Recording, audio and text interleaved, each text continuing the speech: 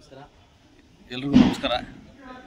ನಮ್ಮ ಹೆಸರು ರಾಮಕೃಷ್ಣ ಅಡಿ ಅಂತ, ದೇವಸ್ಥಾನ ಬ್ಯಾಟರಾಯನ ಸ್ವಾಮಿ ದೇವಸ್ಥಾನ ಕಾರ್ಯದರ್ಶಿ. ನಾವು 25ನೇ ವಾರ್ಷಿಕೋತ್ಸವ ಮಾಡ್ತಾಯಿದ್ವಿ. ಹೊಸ ವರ್ಷದ ಜನವರಿ 1ನೇ ತಾರೀಕು ಎಲ್ಲ ಭಕ್ತಾದಿಗಳು, ಸುತ್ತಮುತ್ತಲಿರುವ ಎಲ್ಲ ಹಳ್ಳಿಗಳು ಪ್ರತಿ ವರ್ಷ ಕೂಡ ಬೆಟ್ಟ ಹತ್ತಿ ದೇವರ ಆಶೀರ್ವಾದ ಪಡ್ತಾ ಇದ್ದಾರೆ. ಇದಕ್ಕೆ ಪಕ್ಕದಲ್ಲಿ ಆಂಧ್ರ, ತಮಿಳುನಾಡು, ಎಲ್ಲ ಕರ್ನಾಟಕ ಸೇರಿ ಎಲ್ಲರ ಸೇರಿ ಭಕ್ತಾದಿ ಬಂದು ದೇವರನ್ನ ಆಶೀರ್ವಾದ ಪಡೆದು ಪ್ರತಿ ವರ್ಷ ಕೂಡ ಎಲ್ಲ ಭಕ್ತಾದಿಗಳು ಆಶೀರ್ವಾದ ಪಡೆದು ಸನ್ನಿಧಿ ಆಗ್ತಾ ಇದ್ದಾರೆ.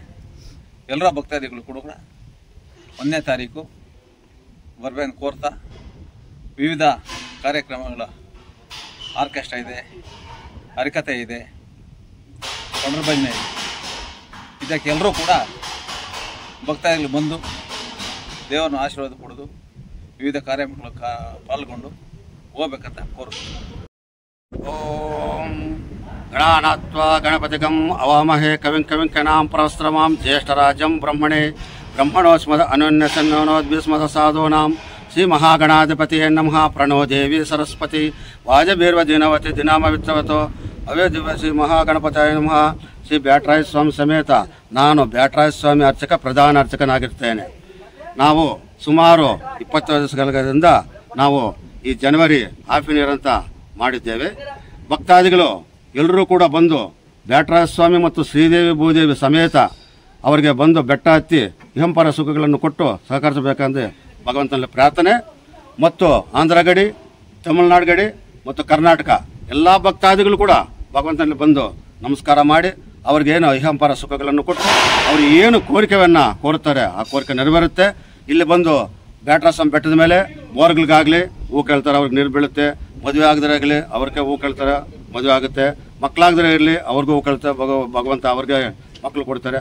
ಅವ್ರವ್ರು ಏನು ಇಷ್ಟಾಚಾರ ಮನಸ್ಸಲ್ಲಿ ಇಟ್ಕೊಂಡಿದ್ದಾರೋ ಅದು ಭಗವಂತ ನೆರವೇರಿಸ್ತಾನೆ.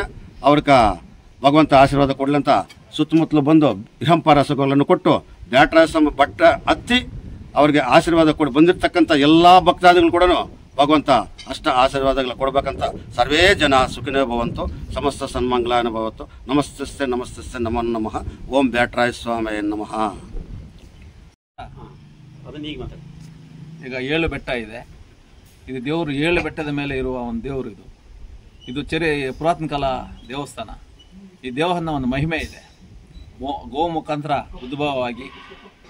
ಉದ್ಭವದಿಂದ ಗೋ ಮುಖಾಂತರ ಆಗಿ ಈ 7 ಬೆಟ್ಟದ ಮೇಲೆ ದೇವರು ನೆಲೆಸಿದ್ದಾರೆ. ಇದಕ್ಕೆಲ್ಲರೂ ಕೂಡ ಭಕ್ತಾದಿಗಳು ಬಂದು ಆಶೀರ್ವಾದ ಕೊಡಬೇಕಂತ ಕೋರುತ್ತಾರೆ.